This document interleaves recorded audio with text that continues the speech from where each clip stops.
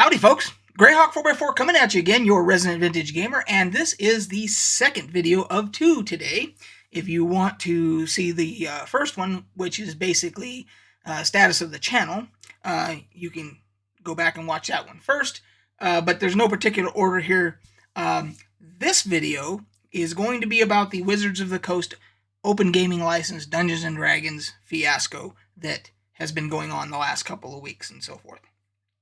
So, I had a couple of you reach out to me, either through Discord or even on this channel, commenting on the community or whatever, wanting to get my thoughts about the OGL from Wizards of the Coast. Now, for any of you that are not up to speed, I'll give you the really quick down and dirty what this is that we're talking about. The bottom line is that Dungeons & Dragons as a license owned by Wizards of the Coast, which is owned by Hasbro, had what they called the open gaming license, which allowed other people outside the company to publish products that were 5th edition compatible and licensed as D&D 5e compatible, and like publish them through print on demand, PDF, and sell it on their digital, storefronts and so forth. And everybody's fat, dumb, and happy, right? Because DMs out there could create an adventure. They could, under the license, open gaming license, they could, publish it themselves or whatever, and they could make a little bit of money. And as a whole, it help people that maybe started with that particular product. It helps Wizards of the Coast because they start with a homebrew product like that by a third party, and then they decide, I'm going to go buy the player's handbook and the monster manual and and so Wizards of the Coast kind of, it benefits them too because it gets more people into the hobby, right? So that's how everything was, and then it was leaked that they were going to be changing the open gaming license. And they were basically going to make it so that anything under, if I got it correct, anything under the original one was no longer licensed. It wasn't going to be grandfathered or whatever. And there was a lot of restrictions going forward. And it was basically going to, a lot of people that were doing that as, their livelihood, it was going to impact them a lot. And so there was this huge uproar because a lot of people, even players, whether players, DMs, whoever, they like having that option to get more content through third parties where, Wizards of the Coast official D&D 5th edition stuff would only release X amount of products throughout the year. And a lot of gaming groups and players and so forth burn through that content pretty quick, and then they need to have these other sources to get other products to play and so forth. And then of course you had the people that were making them, that were making some revenue off of it. And it all stemmed from the announcement that there was some executive at Wizards of the Coast, or Hasbro, it could have been Hasbro, the parent company, that said something to the effect of the D&D license is not monetized enough. And they were hinting at getting into like microtransactions. And as we know, going forward with like one D&D, they want to digitize everything. And with digitizing everything, then they could do microtransactions. You want to be able to use this digital sword in your one D&D campaign, there's a microtransaction for that, or whatever, And it's an ugly side of corporate, I would say corporate America, but corporations as a whole throughout the world, operate a lot the same way. But I like to say corporate America because it's very prevalent in America. And so here's the problem. Here's where the rub comes in. And here's what Wizards of the Coast, their college-educated bean counters and advertising executives and business strategists and all these people that with their degrees and everything else were not smart enough to figure out. The D&D community, the tabletop role-playing community, right there at that table we play every Friday, they're not a captive audience for you. And the when you want to apply the corporate America model to monetization, you need a captive audience. Now, what do I mean by captive audience? Give you the greatest example I can think of. You're driving down some 2-lane highway in the middle of Montana or the middle of West Texas, which from El Paso to Fort Worth, there ain't shit. You're out there and you realize you ain't got enough gas to get to the next town. But over the next hill, there's right in the middle, right off the road, there's an exit, and there happens to be a gas station. Hallelujah, right? What do you think that gas station is going to be charging for gas? Let's say, for sake of argument, gas nationwide around $4 a gallon at that time when this happens, right?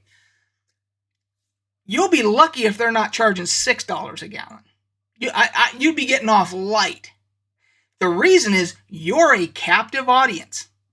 And they know that.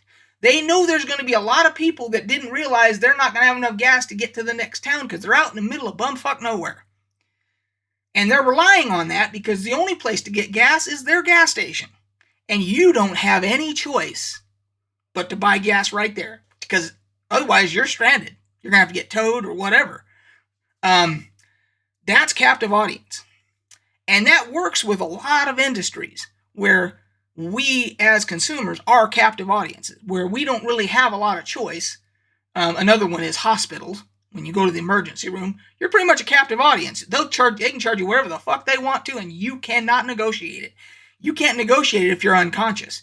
If you've got a head wound and you're unconscious and they're giving you emergency treatment, you can't negotiate even if you're not even conscious to do it. So they can charge you whatever the hell they want to. That's captive audience, right? And then to a lesser degree with other things where you have very little choice, they can get away with the microtrans, like, video games and so forth. On very rare occasion have I ever known somebody to be able to make their own video games, and make their own video game consoles. Okay, so if you like a particular game and it's your favorite game, and they introduce microtransactions or a subscriber fee or whatever, they know that if you really love that game, there's nowhere else for you to go, and more than likely you're going to pay the microtransaction or the sub fee or whatever to continue playing that game. There you go, captive audience. The people at Wizards of the Coast are not smart enough to realize tabletop role-playing does not fall into that category at all. Because, as Gary Gygax put it so eloquently way back in the 70s, he said something to the effect of, this is not a quote because I'm taking it, I'm kind of, taking bits and pieces from what I remember. But he says, let's hope they don't ever realize that they don't need any of these books. Because everything that you need to play a tabletop role-playing game is right up here. All you need is your imagination. Absolutely. Now, it'll take a little bit of work. You get yourself something like this, like an Old School's Essentials, just a basic role-playing, for combat tables and stuff like that. As far as the adventures and all that, that's all right up in here. Any DM can sit down and come up with adventures and write them out, and you can sit there and everybody writes out their character sheet, and you have some beer and some soda and some pizza or whatever, and you can have one hell of a time without any of it, okay? Or with absolute bare bones minimum. So there is no captive audience. And they found that out real quick when all the backlash came and everybody started unsubbing to D&D Beyond and so forth, and all the backlash on social media, which was the other thing that they were too stupid to realize with the world of social media, how cancel culture works, and word can spread fast, and shit goes downhill real quick. So yeah, the textbook corporate America executives or whatever that were making these decisions weren't smart enough to realize that it does not apply to tabletop role playing. But they found out real quick, and I was shocked with the fact that that there was nobody at the table there that, and maybe they did tell them and they ignored them, that said, hey, if we push and we get too stringent on certain things, they don't have to play our game. There's quadzillions of products out there that have been sent from the inception of D&D in the 70s that have been produced either homebrew, through the open gaming license, through other game companies, Paizo, Troll Lords, all of them. There's many of them. Ice, just all the ones that I obviously are not getting in my brain right now, but these guys, the Necrotic Gnome and Exalted Funeral, that all these products, there's enough content for all the gaming groups to play until the sun burns out, if they want to look hard enough to find it. So Wizards wasn't smart enough to realize that.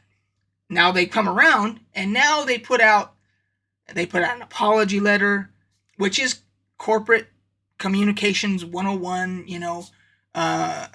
They're putting out their mea culpa and all that, and then they massaged the new open gaming license, but it still wasn't satisfying and everything, and they're still working through it.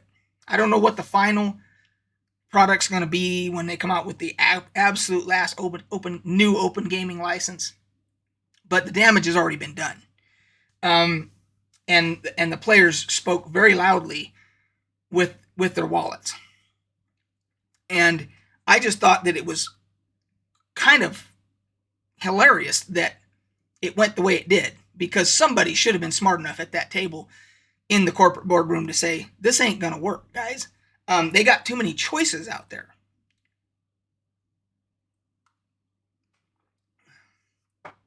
So, not to mention the original approach to D&D, when it first started, they put out all these books and everything, and it took off like wildfire, and then they were scrambling to come up with content and so forth. But they also always promoted a healthy player base and atmosphere that encouraged creativity within the community, the gaming community. Meaning that you could go to gaming conventions and you could be playing D&D, but you're using some content that DM wrote him or herself. And no one gave a shit. TSR at the time wasn't upset that DM at that gaming convention is using all their rule books, but they're playing content that he or she came up with. No one cared, and now, because we're in corporate current times, they're getting butthurt over the fact that, they might be making a couple of pennies or whatever, and that those pennies should be Wizards of the Coast Hasbro's pennies, and it's just they misjudged the community, they misjudged the stubbornness of the community. There's a whole bunch of things that they misjudged. But anyway, I'm on the side of the players on this. I I'm not going to say I'm not ever going to buy another 5th edition product. I don't play 5th edition, but I buy the special covers because I keep them as currency. At some point 20 years down the line, I may decide to sell all those, and they might be worth a few pennies, and I can use that money for whatever I need at that time. So there's reasons, but I haven't played 5th edition in a long time. We play at our table here, we play 1st edition with a little bit of 2nd edition mixed in, a few elements there. But anyway, let's see if there's anything else that I forgot to touch on here. No, I think that's it. I'm looking at my notes here.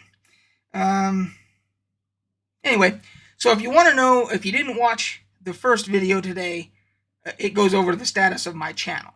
And I won't go into that here. You can go watch that other video for that. But I wanted to delineate the 2 videos so that if you don't care about that, you watch this one. And if you didn't care about this shit and you just want to know about the channel, you could watch the other one. So you get 2 videos today. I think that's going to be it, guys. I hope, to sum this up, I hope that Wizards of the Coast comes around and comes out with like original gaming license 1.0A as an alpha, and it basically keeps everything from the original and then maybe adds some stuff so that everybody is not disenfranchised from the first one that put stuff out under there. And I hope that all comes around. And then they're going to have to do a lot of damage control because they got a movie coming out, the Dungeons and Dragons movie. Let's not forget that's coming out, I think, in March. So that's right around the corner. And let's hope that for their sake that they didn't destroy enough goodwill to where a lot of people that were going to go see it don't. Because I want the movie to do well, because I like the idea of having D&D movies to go see. Or see them in my home or whatever. As long as they're decent. And if this one does well, maybe they'll make more. And I like the idea of having D&D on the real D&D on the big screen. But there's a lot of ifs there, So anyway, I've rambled on long enough, guys. Cheers, and we'll catch you on the flip side.